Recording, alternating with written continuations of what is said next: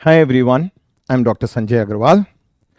तो जो आज का लेक्चर है that is the part 4th of 8 parts of the series on NIMCET 2023 actual papers और उसका भी एनालिटिकल एंड लॉजिकल रीजनिंग का सेक्शन। ऑलरेडी हम पार्ट 1, पार्ट 2 एंड पार्ट 3 कर चुके हैं, जिसमें हमने इन ऑल 15 क्वेश्चंस कवर करे हैं। आज के इस लेक्चर में 5 और क्वेश्चंस कवर करे जाएंगे and it come out to be 20। जैसे कि मैंने first, second and third part में बताया था, टोटल क्वेश्चंस आते हैं हमारे 40 लॉजिक के, एनालिटिकल एंड लॉजिकल रीजनिंग, और हर क्वेश्चन की वेटेज होती है 6 मार्क्स, तो it comes out to be 240 marks out of a total of 1000 marks. So 24% of the paper is from analytical and logical reasoning, and it is not very difficult to score a very good it's not very difficult to score very good marks in this particular section.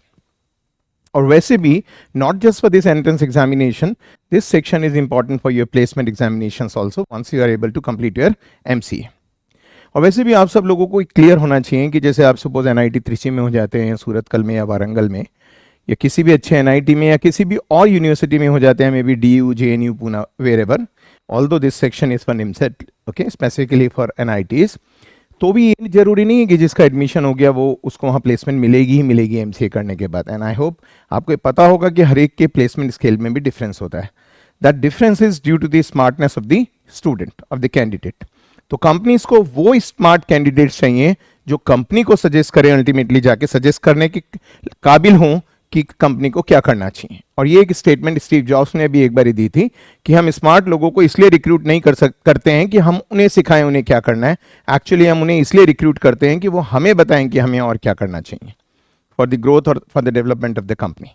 तो वही approach लेके हम सैनमेक्स में students को prepare करते हैं कि yes, you will be able to crack the entrance examination और beat the competition, but at the same time आप आगे के लिए भी प्रिपेयर हों, आपकी कॉमन सेंस ज़्यादा हो औरों से, आपके रिफ्लेक्सेस औरों से बेटर हों, और ओवरऑल आपकी पर्सनालिटी औरों से बेटर हो, because it is the time of competition. Okay, तो चलिए शुरू करते हैं आज का ये लेक्चर। इसमें जो नंबरिंग हमने करी है क्वेश्चंस की, that is from 16 to 20, 1 to 15 already हो चुके हैं पहले 3 पार्ट्स में, so this is the 4th part. Similarly mathematics का जो पोर्शन है वो भी अलग अलग पार्ट्स में डिवाइड हुआ है एक्चुअल पेपर्स का, true for 2023 as well as 2022 also, and also CUT का एग्जामिनेशन जिससे DU में, JNU में, सेंट्रल यूनिवर्सिटी हैदराबाद, BHU, इन सब जगह एडमिशन होता है। Okay, and these are also very good MCS। उसके लिए भी इसी तरह की सीरीज है सैनमेक्स की, जिसमें हम ये लेक्चर्स देते हैं, जिसमें मैं ये लेक्चर्स देता हूँ स्पेसिफिकली, और मैंने ही आपको, आप में से काफ़ी लोगों के टीचर्स मेरे स्टूडेंट्स रहे होंगे। 1994 में करौल बाग में सैनमेक्स शुरू करा था आफ्टर कंप्लीटिंग माई PhD, और उसके बाद मैं बाहर चला गया था। When I came back to India I started that at Karol Bagh. Okay, तो चलिए शुरू करते हैं इन सब चीज़ों को। Ritu purchase 20 dozens of bananas at the rate of ₹375 per dozen, और उसने she sold each one of them at the rate of ₹33। हर बनाना को उसने 33 रुपीस के रेट पे बेचा। What was her profit percentage? तो नॉर्मल वे क्या है इसको करने का, like how you normally do this. सबसे पहले आप टोटल कॉस्ट प्राइस निकाल लेते हैं। What is your cost price? If you look at the cost price, your cost price is 20 dozens multiplied by 375। 20 into 375 आपने इसे मल्टीप्लाई करा and it comes out to be ₹7,500। Okay, ये आपका cost price आ गया। इसी तरह आपने सेलिंग प्राइस निकाल लिया। ये इजी टाइप की प्रॉब्लम है। हर बनाना 33 रुपीज में उसने बेचा, और टोटल कितने डजन है? 20 डजन, एक डजन में 12 केले, और हर केला 33 रुपीज का। आप इसे मल्टीप्लाई करेंगे, और मल्टीप्लाई करने के बाद it comes out to be ₹7920। Multiply करने के लिए भी तरीका आप ध्यान रखिए, पहले आप इन दोनों को मल्टीप्लाई कीजिए, that comes out to be 660। Okay, और फिर आप इसे 12 से मल्टीप्लाई कर लीजिए। You all know how to do this. 6 दूनी 12, 2 1 हाजिर 12 और 1 13, और ये क्रॉस हो गया 066। So it won't take much time, 2097,920। तो ये आपका सेलिंग प्राइस हो गया। तो इट मीन्स आपका प्रॉफिट कितना हो गया? What your profit comes out to be, profit is selling price minus cost price, that is 7920 minus 7500, that is 420 rupees। और आपको प्रॉफिट चाहिए परसेंटेज पे, so profit percentage is profit upon cost price into 100। That's a very ordinary type of a problem. Okay, बहुत ज़्यादा आसान problem है. So which comes out to be 5.6%, and that profit comes out to be 5.6%. You can easily do these calculations. So your answer comes out to be B choice. But ये तो हो गया एक journal approach है, जो classical approach है, जो सब लोग करते हैं. बट अब इसे बेटर वे में भी कर सकते हैं. आपको ये पता है कि 20 डजन केलास पे जो प्रॉफिट है वो प्रोपोर्शनल है एक बनाना के प्रॉफिट पे. तो आप ये सारी कैलकुलेशन एक बनाना के लिए भी कर सकते हैं, जिससे will be saving lot of time. क्योंकि 1 मिनट भी नहीं मिलता हमें एक क्वेश्चन के लिए, तो हमें ऐसी ट्रिक्स अडॉप्ट करनी है कि हम कम से कम टाइम में इन प्रॉब्लम्स को सॉल्व कर सकें. तो अब जब वो कह रहा है एक बनाना के हिसाब से, आप देखिए कि एक बनाना में कैसे कैलकुलेशंस करेंगे आप. 375 पर डजन है, तो एक बनाना की कॉस्ट हो जाएगी 375/12. और जब आप इसे सिंप्लीफाई करते हैं, so that comes out to be price of one banana 31.25 rupees. ये कॉस्ट प्राइस हो गया. और सेलिंग प्राइस कितना है इसका? 33 रुपीज. तो हर सिंगल बनाना पे प्रॉफिट कितना हो गया आपका? 33 माइनस 31.25 मीन्स 1.75 रुपीज. तो आपका परसेंटेज प्रॉफिट कितना हो गया? 1.75/31.25 इंटू 100. और बहुत इजी वे में आप इसे सिंप्लीफाई कर सकते हैं. 175/3125 इंटू 100. और आप इसे डिवाइड कर लीजिए, कैलकुलेट कर लीजिए. It comes out to be 5.6%. So that's much better a method, you know. You're just doing it for one banana, so it saves you a lot of time. तो approach adopt कीजिए जो smart हो, जो औरों से better हो, so that you are able to save time. और ये टाइम आप यूज कर सकते हैं अपने मैथमेटिक्स के पोर्शन में, जिसमें प्रॉब्लम्स लेंदी होती हैं, बट उनके लिए भी मैं शॉर्टकट्स बताऊंगा अपने लेक्चर्स में. Then comes the next problem, 17th problem. Now what is this 17th problem? That's again a very good example. In the given word lavishly, तो कोडिंग डिकोडिंग टाइप का दिया हुआ है, बल्कि हम इसे कहते हैं अल्फाबेट टेस्ट. एक लेविशली एक वर्ड है, और हम सब जानते हैं कॉन्सोनेंट्स एंड वोवेल्स. वोवेल्स कितने होते हैं इंग्लिश में? 5. A-E-I-O-U. तो ये कॉन्सोनेंट्स एंड वोवेल्स की बात कर रहा है. तो सबसे पहले हमने लिख लिया लेविशली, L-A-V-I-S-H-L-Y. और हमने पहले भी बताया अपने और लेक्चर्स में कि जरूरी नहीं है कि आप सारी प्रॉब्लम को एट द सेम गो पढ़ें, आप इसे पीसीज में पढ़िए. सबसे पहले आपने देखा lavishly and something to do with it, तो आपने लेविशली को लिख लिया. अगर replace each consonant with its previous letter, हर कॉन्सोनेंट को उसके प्रीवियस लेटर से रिप्लेस कीजिए, और हर वोवेल को उसके नेक्स्ट लेटर से. तो वोवेल्स को हम देख लेते हैं. मतलब ए की जगह हमें बी लिखना है, आई की जगह हमें जे लिखना है. यही दो वोवेल्स हमारे पास हैं, और सारे के सारे कॉन्सोनेंट्स हैं. और अब बड़े आराम से आप देख सकते हैं, एल कॉन्सोनेंट है, इससे प्रीवियस के आ जाएगा, वी से पहले यू आ जाएगा, एस से पहले आर आ जाएगा, एच से पहले जी आ जाएगा, एल से पहले के आ जाएगा, और वाई से पहले एक्स आ जाएगा. That is what this problem is saying, कि जो कॉन्सोनेंट्स हैं उनको प्रीवियस लेटर से रिप्लेस कीजिए, और जो वोवेल्स हैं उन्हें फॉलोइंग लेटर से रिप्लेस कीजिए. इसमें भी मेरा एक लेक्चर है जिसमें मैं नॉर्मली शॉर्टकट सिखाता हूं कि अल्फाबेट्स को कैसे याद रखा जा सके, क्योंकि अल्फाबेटिक सीरीज से रिलेटेड बहुत सारी प्रॉब्लम्स आती हैं. काफ़ी प्रॉब्लम्स कोडिंग डिकोडिंग में भी आती हैं, और बहुत तरह के अरेंजमेंट्स हैं जो मैंने अपने लेक्चर में डिस्क्राइब कर रखे हैं. और आपको दोबारा से मैं रिमाइंड कराता हूँ, जैसे पहले भी कहा गया था, ये जितना भी मैं यहाँ पे लिख रहा हूँ, ये लेक्चर स्क्रिप्ट आप रिक्वेस्ट कर सकते हैं. डिस्क्रिप्शन में एक लिंक दिया हुआ है, उस पर अपनी रिक्वेस्ट भेज के. तो जो भी मैं यहाँ पे लिख रहा हूँ बोर्ड पे, ये सारा का सारा आपको प्रिंटेड फॉर्म में मिल सकता है, provided you raise a request for that. And moreover, आप यदि चैनल को सब्सक्राइब करते हैं तो ये सारी इंटीमेशंस आप पे अपने आप आती रहेंगी, जो भी वीडियो रिलीज होगी या जो भी एडिशनल टिप्स एंड ट्रिक्स आप स्टूडेंट्स के लिए अवेलेबल होगी. ओके, तो चलिए वापस चलते हैं. अब वो कहता है remove and after that remove all the repeated letters. तो यहां पे हम देखते हैं कौन सा लेटर रिपीट कर रहा है. के रिपीट कर रहा है, खाली के 2 बार ही आ रहा है. कई एग्जाम में तो ये क्वेश्चन आ जाता है कि how many letters are repeated more than once. तो ऑब्वियसली इस केस में एक लेटर होता नेमली के, बट उसने कहा रिपीटेड लेटर को डिलीट कर दीजिए, तो हमने के को डिलीट कर दिया. वी डिलीटेड के. मतलब ये नहीं कि दोनों को डिलीट कर देंगे, जो भी whatever is repeated get rid of that. और इसके बाद इन्हें अरेंज करना है अल्फाबेटिकल ऑर्डर में. Then which of the following letter is third from the left. Alphabetical order में, मतलब ABCDEFGH सीक्वेंस में आपको उन्हें अरेंज करना है। तो एक तरीका तो है कि हम उन्हें अरेंज करें, दूसरा हम यहीं पे देख लें कि कौन सा पहले आएगा। अब देखिए ये लेटर्स हैं जो सर्कल में बने हुए हैं, ऑब्वियसली B सबसे पहले आएगा लेफ्ट पे, उसके बाद CDEFG HIJK, so it just moving like this. But मेरे ख्याल से एक और रह गया इसमें, K से पहले हमारे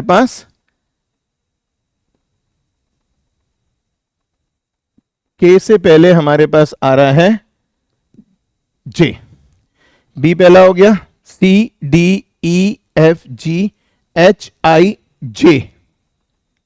and then comes K। But मेरे ख्याल से अब मुझे और लेटर्स की नंबरिंग करने की जरूरत नहीं है। I am doing it for an objective paper, time is very precious for अस।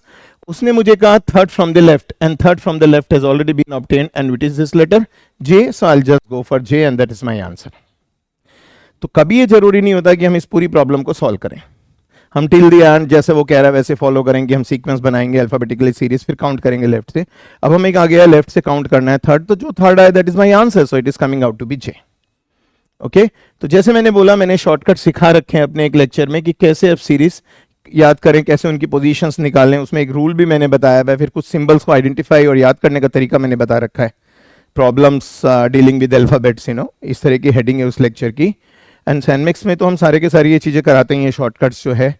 और बल्कि हम तो जो टाइम सीरीज जो ऑल इंडिया टेस्ट सीरीज सैनमिक्स लॉन्च करता है, उसमें भी अपने स्टूडेंट्स के लिए टिप्स एंड ट्रिक्स के लिए लाइव क्लासेस रखते हैं। खाली ये नहीं कि टेस्ट सीरीज है, आप खाली टेस्ट ही दे रहे हैं। मेरे यहाँ के टेस्ट तो हैं ही, वो बहुत मीनिंगफुल, ऑल इंडिया रैंकिंग बनती है उसमें।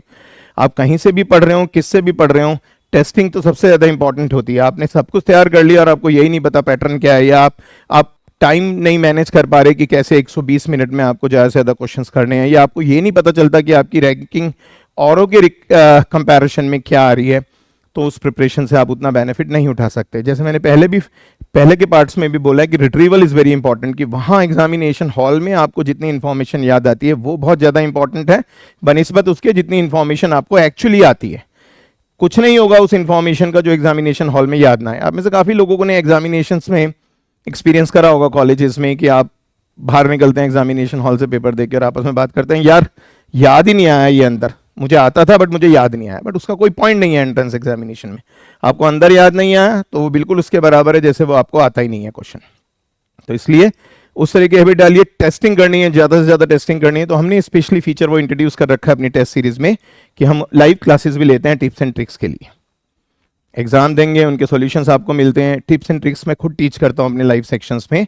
और इसी तरह हमारा जो क्रैश कोर्स है, आप कहीं से भी पढ़िए, बट आप इन चीज़ों की हेल्प से अपनी प्रिपरेशन को ऑगमेंट कर सकते हैं, शार्पन कर सकते हैं, पॉलिश कर सकते हैं। ओके, ये इन सब चीज़ों का पर्पस भी है। चलिए अब नेक्स्ट प्रॉब्लम पे आते हैं। तो आपने देखा हमने पूरी सीरीज नहीं बनाई, जैसे हमें थर्ड मिला हमने आंसर बना लिया। अब ये डायरेक्शन टेस्ट पे क्वेश्चन है। इन क्वेश्चंस को लिखने की जरूरत नहीं है, स्क्रिप्ट आप रिक्वेस्ट कर सकते हैं, क्वेश्चंस आंसर सब लिखे हुए मिलेंगे। Deepa moved a distance of 75 meters towards the north. Okay, north south की बात हो रही है, तो हम बना लेते हैं पहले नॉर्थ और साउथ टाइप का डायग्राम। हम सबको पता है यहाँ नॉर्थ होता है, यहाँ साउथ होता है, यहाँ वेस्ट होता है, यहाँ ईस्ट होता है।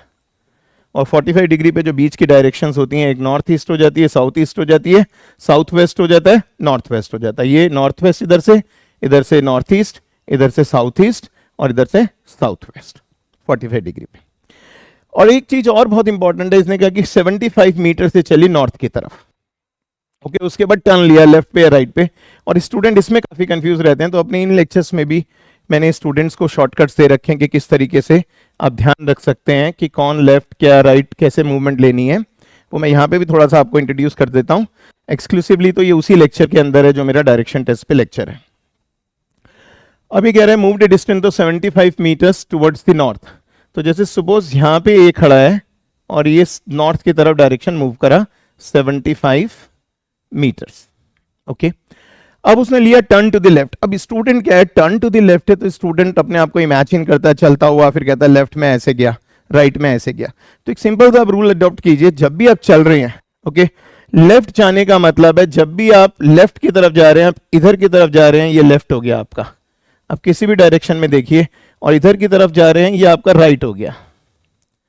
और यदि मैं इसे क्लॉक यहां बना दूं, तो आप खुद देखिए कि राइट का मतलब हो गया क्लॉकवाइज डायरेक्शन और लेफ्ट का मतलब हो गया एंटी क्लॉकवाइज डायरेक्शन। तो कभी भी आपको राइट टर्न लेने को कहा जाए आप डायरेक्शन लीजिए क्लॉकवाइज, कभी भी आपको लेफ्ट टर्न लेने को कहा जाए आप डायरेक्शन लीजिए anti clockwise, means against the clock. मैं इसे लिख भी देता हूं क्योंकि नोट्स आप पे होंगे तो आपको बाद में भी ध्यान रहेगा एग्जामिनेशन के टाइम पे। तो लेफ्ट का मतलब है एंटी क्लॉकवाइज, ओके, और राइट का मतलब है क्लॉकवाइज, क्लॉक की तरह चलना और क्लॉक के अपोजिट चलना। तो इन्हीं रूल्स को आप यूज कीजिए and you will find it to be so easy, okay, so easy. अब हम मूव करते हैं आगे की तरफ। उसने कहा कि ये 75 मीटर तक ये चली नॉर्थ में और then she then turn to left, then turn to the left, और left from there is what, anti clockwise direction, मतलब और उसमें चली and after walking about 25 meters, इसका मतलब वो ऐसे चली, ये आ गया आपका 25 मीटर्स। आप स्केल पे मत चलिएगा कि 75 मीटर्स कम बनाइए लेंथ और 25 मीटर्स ज्यादा लगाइए, it is just an indication, okay. हम इसलिए 25 मीटर्स को इतना लंबा लेके आ गए हैं जिससे हम अपने एक्सिस पे आ सकें, सो इजियर होगा आप लोगों के लिए समझना और ड्रॉ करना। तो टू दी स्केल फिगर नहीं होती कि 25 की लंबी लाइन क्यों बनी, 75 की छोटी क्यों बनी, नोबडी केयर्स अबाउट दिस, क्योंकि आपको अपने सॉल्यूशन सबमिट नहीं करने होते हैं, खाली आंसर्स मार्क करने होते हैं एग्जामिनेशन में, ओके। तो इसने लेफ्ट टर्न लिया, मतलब एंटी क्लॉकवाइज डायरेक्शन में लिया, 25 मीटर चला, then again turn left, left का मतलब फिर क्लॉक। अब देखिए ना, क्लॉकवाइज लेफ्ट, मैं ऐसे जा रहा हूं तब भी लेफ्ट क्लॉकवाइज है, मैं ऐसे हूं तब भी लेफ्ट क्लॉकवाइज है, मैं ऐसे हूं तब भी लेफ्ट क्लॉकवाइज है, और मैं ऐसे हूं तब भी लेफ्ट क्लॉकवाइज है। तो लेफ्ट हमेशा क्लॉकवाइज रहेगा, राइट हमेशा सॉरी लेफ्ट हमेशा एंटी क्लॉकवाइज रहेगा और राइट हमेशा क्लॉकवाइज रहेगा। आपको देख लीजिए, left anti clockwise, against the clock, ऐसे जा रहे हैं अगेंस्ट द क्लॉक। तो लेफ्ट हमेशा एंटी क्लॉकवाइज, राइट हमेशा clockwise, whether you are facing this, you are facing this, you are facing this और you are facing this, that is immaterial. So now 25 meters चलने के बाद turn left again and walked 80। अब left, फिर left दोबारा लिया, मतलब फिर क्लॉक की तरफ गया, मतलब ऐसे आना पड़ेगा, एंटी क्लॉकवाइज की तरफ चलेगा। लेफ्ट है मतलब फिर एंटी क्लॉकवाइज की तरफ चलेगा, राइट होता तो क्लॉकवाइज की तरफ आता, तो इसका मतलब ये यहां से यहां तक चली, ये आपका 80 मीटर्स आ गया, ओके। लेफ्ट जैसे कि पहले भी कहा anti clockwise, and walked 80 meters, finally she turn to the right. अब उसने राइट की तरफ मूवमेंट ली, राइट की तरफ मतलब क्लॉकवाइज डायरेक्शन में मूवमेंट ली है, बट इस केस में उसने कंप्लीट नहीं ली है, at an angle of 45 degree ली है। क्लॉकवाइज मतलब ऐसे जाना है, तो इसका मतलब ऐसे उसने 45 डिग्री पे मूवमेंट ली है। She turned to the right at an angle of 45 degree. In which direction is she finally moving? You know which direction is that? It is obviously southwest. So that's quite an easier problem. But आपको समझाने की वजह से इसमें इतना time लगा, but यदि आप एग्जाम में करेंगे it will be much easier. ठीक है, तो जान के मैंने लेक्चर के बीच में एक दो जगह ऐसे बोला था कि जबकि लेफ्ट में बोर्ड पे दिखा रहा हूं एंटी क्लॉकवाइज है, बट मैंने कई बार लेक्चर में बोला था लेफ्ट मींस क्लॉकवाइज, तो इमीडिएटली आपको स्ट्राइक होना चाहिए कि ये गलत है। वो मैं आपके रिफ्लेक्स से शार्प करने के लिए बोल रहा हूं खाली। कई बार हम क्लासेस में भी क्या करते हैं, we give the wrong result, student को कन्विंस कर देता हूं मैं, और फिर मैं स्टूडेंट से पूछता हूं कि मेरे इस पूरे आर्ग्यूमेंट में which was the wrong step, what was the wrong statement. क्योंकि स्टूडेंट क्या है, स्टूडेंट एक फ्लो में पढ़ता चला जाता है। नो, आप कैसे भी पढ़ रहे हो, जो आपका ब्रेन है उसे अपने साथ साइमल्टेनियसली काम करना चाहिए टू आइडेंटिफाई द मिस्टेक्स, और वो आपको हेल्प करता है इंग्लिश जैसे पेपर में भी जहां आइडेंटिफिकेशन ऑफ एरर्स होता है। लॉजिक में भी कई बार आइडेंटिफिकेशन ऑफ एरर्स के क्वेश्चंस आते हैं, या finding the odd man out, okay. तो इसलिए ये एक टेंडेंसी है मेरी, स्पेशली बहुत पहले से, जब से मैंने पढ़ाना शुरू करा अराउंड 30-35 ईयर्स बैक, कि sometimes I give wrong statements, I right the right thing, जैसे मैंने यहां लिखा left is anti clockwise, right is clockwise, but जब मैं पढ़ाऊंगा तो बीच में कई बार मैं लेफ्ट को क्लॉकवाइज बोल जाऊंगा, खाली ये देखने के लिए कि स्टूडेंट कंफ्यूज हो रहा है या स्टूडेंट पॉइंट आउट कर रहा है कि yes it is a mistake. और क्लास में जो भी स्टूडेंट हमें ये पॉइंट आउट करता है, दे आर बीइंग रिवॉर्डेड, इसका मतलब they are listening to us very very carefully, और उन्होंने कॉन्सेप्ट को समझा भी है। So that is same thing I am trying to do with you people also, okay. So आगे चलते हैं नेक्स्ट प्रॉब्लम पे, बट फाइनली हम स्टूडेंट को बता देते हैं कि हमने क्या स्टेटमेंट दी थी। अब आ जाता है 19th क्वेश्चन, आप लोग पढ़िए इस क्वेश्चन को और देखिए, it's again A very good question, set theory से रिलेटेड क्वेश्चन है। ये सेट्स के पोर्शन में भी आता है, मैथमेटिक्स में, लॉजिक के पोर्शन में भी आता है। और सेट आपको पता ही होगा, set is the collection of data. अब करते क्या है, कोई भी प्रॉब्लम आपको सपोज को कोई डाटाबेस क्रिएट करना है, या आपको कोई पॉलिसी फॉर्मुलेट करनी है, जैसे पार्ट 2 में I think there was a question on policy formulation, survey and data base etcetera. But आपको कुछ भी करना है तो आपको सबसे पहले उससे रेलेवेंट इन्फॉर्मेशन लेनी होती है। Okay, relevant information means well defined information, और उस वेल डिफाइंड इन्फॉर्मेशन को कहीं आप कलेक्ट करते हैं, that collection is called this set. तो जब मैं मैथ्स में टीच करता हूँ सेट, तब भी मैं उसे रिलेट करता हूँ इसी तरीके से इन्फॉर्मेशन से, क्योंकि हम सब computer scientist most of the times deal with information. Okay, so set is nothing but the collection of well defined object, means well defined information. but अभी इस पोर्शन में जो हम कर रहे हैं निमसेट के क्वेश्चंस, उसमें वो इतना डिटेल्स में मैं नहीं जाऊंगा। वो जो स्पेशल लेक्चर मेरा सेट थ्योरी पे होता है उसमें वो सब चीजें आपको मिल सकती हैं। बट अभी तो हम इसी क्वेश्चन से डील करते हैं। बट मैंने खाली एक रेफरेंस के लिए दिया कि हर चीज में अपना पर्सपेक्टिव डिफरेंट रखिए ऑर्डिनरी स्टूडेंट से, ऑर्डिनरी लोगों से। आप 15 घंटे भी पढ़ लीजिए, बट आपको पढ़ने के साथ साथ आप स्मार्ट जब माने जाते हैं जब आप उन कॉन्सेप्ट्स को भी सीखते हैं जो आपने उस 15 घंटे में पढ़े हैं। यदि आप खाली क्रैमिंग कर रहे हैं, आप क्वेश्चन रट रहे हैं, उनके आंसर रट रहे हैं, क्वेश्चन रट रहे हैं, उनका आंसर रट रहे हैं, तो लॉन्ग रन में इट गोज अगेंस्ट यू। ये आपको हेल्प नहीं करता। आपको एडमिशन तो दे देगा, बट आपको खाली एडमिशन ही नहीं लेना, वहाँ इतने सारे। और एनआईटी में तो आपका कंपटीशन बीटेक वालों से भी होता है। आपको पता होना चाहिए कि जब एमसीए करते हैं एनआईटी से, तो जब आप प्लेसमेंट के लिए जाते हैं, और वो डिपार्टमेंट भी अलग होता है, most of the times it is with the department of mathematics, और डिपार्टमेंट ऑफ कंप्यूटर साइंस होगा, कंप्यूटर इंजीनियरिंग नहीं होता है। तो आप जब प्लेसमेंट के लिए जाते हैं, जब कंपनीज आती हैं, तो एमसीए वालों के साथ ही बीटेक कंप्यूटर साइंस वाले और बीटेक कंप्यूटर इंजीनियरिंग वाले भी बैठते हैं, एमटेक वाले भी बैठते हैं। तो ऑब्वियसली आपको उनको लेवल करना है कम से कम। आपकी ग्रेजुएशन किसी और चीज में आपने मास्टर्स कंप्यूटर्स में करी, वो बच्चे 12th के बाद ही सीधा कंप्यूटर साइंस में आ गए, बीटेक कंप्यूटर इंजीनियरिंग और कंप्यूटर साइंस। तो आपका जो मेंटल एक्यूमेन है, मेंटल लेवल है, वो उनको डिफीट करने वाला नहीं, तो कम से कम उनको लेवल करने वाला तो होना ही चाहिए यदि आपको एक अच्छी प्लेसमेंट चाहिए। तो इसलिए मैं बार बार ही अपने स्टूडेंट को सजेस्ट करता हूँ, खाली क्रैमिंग पे मत जाइए, concept learning is very very important. Okay, because आगे जाके क्रैमिंग नहीं चलेगी, एंट्रेंस तक तो चली जाएगी, क्योंकि हमारा एग्जामिनेशन सिस्टम ही ऐसा है कि आपने 10,000 15,000 प्रॉब्लम रट ली तो क्वेश्चन तो उनमें से ही आएंगे। वो तो ऑब्वियस है, किसी ना किसी एग्जाम का क्वेश्चन ही रिपीट होना है। और बहुत सारे इंस्टीट्यूट्स में प्रमोट भी करा जाता है कि आप खाली क्वेश्चंस को रट लीजिए आंसर्स के साथ, जिससे आपको क्वेश्चन देखते हैं। Do that, but at the same time learn the concepts also. I am not saying do not do that. Do that also. At the same time, learn the concepts, learn the logic behind it, and develop the sharpness in you. Okay, so that after MCA you are able to get a very very good job, and if interested, within 2 or 3 years you are able to go abroad. 90% of the students from SANMEX go abroad and occupying very top positions in very good companies. चलिए अब करते हैं। University is offering elective courses in mathematics, economics, and sociology. Each of its 100 undergraduate students, each of 100 undergraduate students has to opt for at least one of these electives. इसका मतलब उस university में जो 100 student है, हर student को एक ना एक पेपर में एनरोल होना है। और कौन कौन से? Mathematics, economics and sociology. यदि मैं वेन डायग्राम बनाऊं, इस तरह से मैंने वेन डायग्राम बनाई सपोज, तो ये मैथमेटिक्स हो गया, ये इको हो गया, और ये सोशियोलॉजी हो गया। ओके, ये आपकी वेन डायग्राम कंप्लीट हो गया। This is the Venn diagram. थोड़ा सा मैं करेक्ट कर देता हूँ इसे, वैसे तो आप सबको बहुत ऑब्वियस है, खाली रेफरेंस के लिए हमने इसे बनाया, but okay, no problem, it should be done properly. तो उसे अडॉप्ट करते हैं दोबारा से। तो एक सर्कल ये हो गया, एक सर्कल ये हो गया, और एक सर्कल आपका ये हो गया। ये आपके 3 सर्कल्स बन गए, मैथ्स, इंग्लिश एंड सोशियोलॉजी के। अब वो कह रहे हैं इन तीनों का union, union of order of maths, union economics, union sociology is 100। It's a good example, दोनों जगह यूजफुल होगा, मैथ्स में भी एंड क्वांट और लॉजिक में भी। ओके,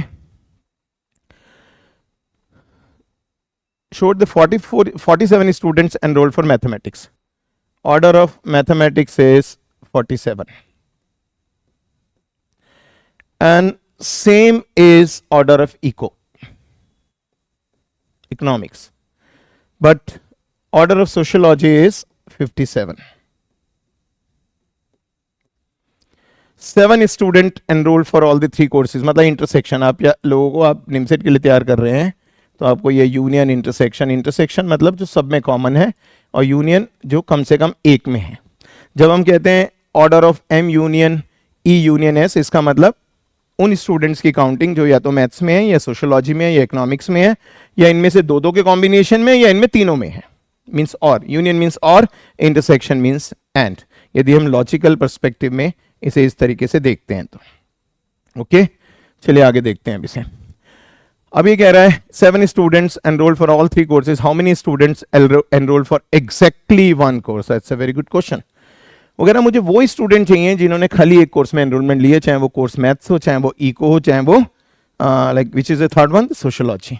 तो it means he is interested in these, ये वाले स्टूडेंट्स, ये वाले स्टूडेंट्स और ये वाले स्टूडेंट्स, और rather I should use a different pen for this, means he is interested in this portion, only maths, only English and only sociology. इन तीनों के यूनियन में वो इंटरेस्टेड है। और ये यूनियन आएगी कैसे? How will you get this union? कि आप बेसिकली आपको क्या करना होगा, order of M union E union S में से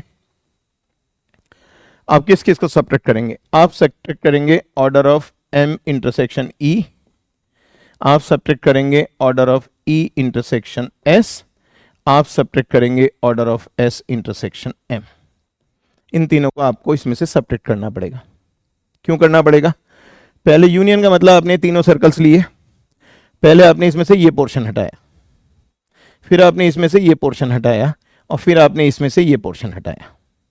ये जितना कॉमन पोर्शन है, अब ये हटाएंगे, अब ये हटाएंगे, ये हटाएंगे, ये हटाएंगे, ये सारा आप यूनियन में से हटाएंगे। तो ये पूरा का पूरा इंटरसेक्शन है M एंड E का। ये इंटरसेक्शन आपका किस किस का आ गया, और इसी तरह ये इंटरसेक्शन आ गया। बट हुआ क्या, इन तीनों इंटरसेक्शन को हटाने में ना ये पोर्शन 3 बार ही हट गया आपका। बट 3 बारी तो नहीं हटाना ये पोर्शन हटाना तो एक ही बारी है, और क्योंकि ये 3 बारी हट गया तो मुझे 2 बारी इसको वापस लाना पड़ेगा, 2 times order of M intersection E intersection S। सबको समझ आ गया what I am trying to do here? आपको चाहिए ओनली M और ओनली E और only S, exactly 1 course you are interested in. तो सारे में से आप 2-2 का इंटरसेक्शन हटाएंगे, बट 2-2 की इंटरसेक्शन हटाने में वो जो तीनों की इंटरसेक्शन वाला पोर्शन है वो आप 3 बारी हटा गए, तो आपने उसे 2 बारी ऐड कर दिया। ये डाटा आपके पास है, you are having this data, ये डाटा आपके पास है, you are having this data. तो खाली आपको चाहिए data, you only need this data, ये वाला पोर्शन आपको चाहिए, यू नीड दिस पोर्शन। और इस पोर्शन को भी आप बहुत आराम से निकाल सकते हैं। यदि आपको याद हो जर्नल जो रूल होता है सेट थ्योरी का, order of M union E union S is equal to order of M plus order of E plus order of S minus order of M intersection S plus order of S intersection E plus order of E intersection M। Okay, ये बंद हो गया, plus order of M intersection S intersection E। तो इसकी help से हम, तो अब आप ये देखिए कि इसमें से क्या क्या चीजें आप पे हैं, क्या क्या डाटा आपके पास है, इसमें से ये देख लेते हैं हम पे कौन कौन सा डाटा अवेलेबल है। Which colour should I use? Okay, I am using this. आप पे ये है, आप पे ये है, आप पे ये है, आप पे ये है, ये आपको चाहिए ऊपर वाले के लिए, और ये आपके पास है। तो इन सारे डाटा को आप सब्स्टिट्यूट कीजिए, you substitute all those things. तो ये जो क्वेश्चन मार्क मैंने लिखा है वो आपको मिल जाएगा, और इस क्वेश्चन मार्क को उठा के आप इसमें यूज कर लीजिए। जब इस क्वेश्चन मार्क को आप उठा के इसमें यूज करेंगे तो आपको अपना आंसर मिल जाएगा। ठीक है, so that's a very good example and I hope you know how to do it. जब ये सारी कैलकुलेशंस आप कर लेंगे, your answer will come out to be 56। तो that will come out to be 56। एक बारी मैं इसमें बता देता हूं आपको कि फाइनल कैलकुलेशंस आपकी क्या होंगी। सो ये final calculations will be 100 is equal to, जिससे आप इसे कंपेयर कर सकें, 100 is equal to 47 plus 47 plus 57, और ये जो क्वेश्चन मार्क आ रहा है हमारा, that question mark is coming out to be 158। So minus 158 plus 7। Okay, तो इनको कैलकुलेट कीजिए, you will get your answer. but I'm again saying that's a very good example, but it needs some calculation. तो इस तरह के questions में जो हमें टाइम लगाना होता है एक्स्ट्रा, वो टाइम हमें सेव करना होता है और क्वेश्चन से लॉजिकल के उन्हें डायरेक्ट अप्रोचेस से सॉल्व करके. So that was question number 19. Just one more question for this part and that finishes the fourth part. Fourth part means 20 questions are done. Remaining 20 questions will be done in 4 more parts. 5th, 6th, 7th and 8th, and they'll complete NIMSE 2023 actual paper analytical and logical reasoning section. Okay? तो चलिए एक और कर लेते हैं 20th problem. So that's from, okay, that's a very ordinary problem. Hemant deposits 10% of his salary in PF. He saves 30% of the remaining salary. The ratio of his expense on the medicine and groceries is 3:4 of the remaining salary after savings. If his expense on the medicine was rupees 2,700, then find his monthly salary. बहुत obvious सी problem है. इसमें तो आप हर हालत में time save कर सकते हैं. It should not take more than 10 to 15 seconds. Now how can you do it? आप ये assume कर लीजिए कि इसकी सैलरी 100 रुपीज है. You just assume salary to be 100 rupees. Okay. So you are assuming its salary to be 100 rupees. ऐसे एक छोटा सा चार्ट बना लेते हैं हम. 100 रुपीज की हमने एज्यूम करी सैलरी. पीएफ में इसने 10% डाला. 100 का 10% कितना हो गया? 10 रुपया. तो ये पीएफ में डाल दिया. और ही saves 30% of the remaining salary. तो आपकी रिमेनिंग सैलरी कितनी हो गई? 90 रुपीज. तो ये आ गया रिमेनिंग. Remaining salary. पीएफ में 10% लिया, 10 रुपीज, 90% रिमेनिंग रहा. इस 90% में से ये 30% सेव कर लेता है. 90 का 30% क्या हो गया? 9 27, मतलब 27 रुपये चला देता है सेविंग में. 30% of the remaining salary. The ratio of, तो बच कितना गया? 90 में से 27 आपने सब्ट्रैक्ट करा, तो रिमेनिंग सैलरी बच गई 63. सो दैट इज अगेन रिमेनिंग. अब वो कह रहा है the ratio of his expense on medicine and groceries is 3:4 of the remaining salary. तो ये जो 63 है, इसके बाद ये चला 3:4 के रेशियो में.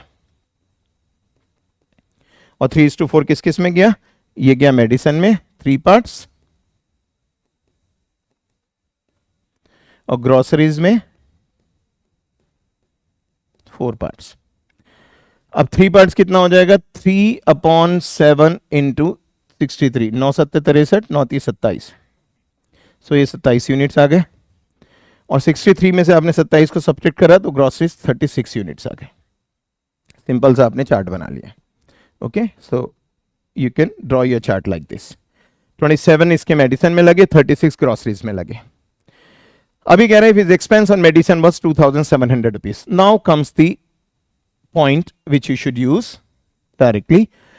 अब यदि आपने मेडिसिन पे 27 रुपए खर्च करे तो आपकी सैलरी 100 रुपीज थी. बहुत ऑब्वियस है. मेडिसिन पे यदि आपने 27 रुपए खर्च करे तो मेडिसिन 100 रुपीज थी. बट वो मेडिसिन पे यदि 27 रुपए खर्च करे तो सैलरी थी 100 रुपीज. बट उसने यहाँ पे मुझे बताया कि नहीं, मैंने 2700 रुपए खर्च करे हैं.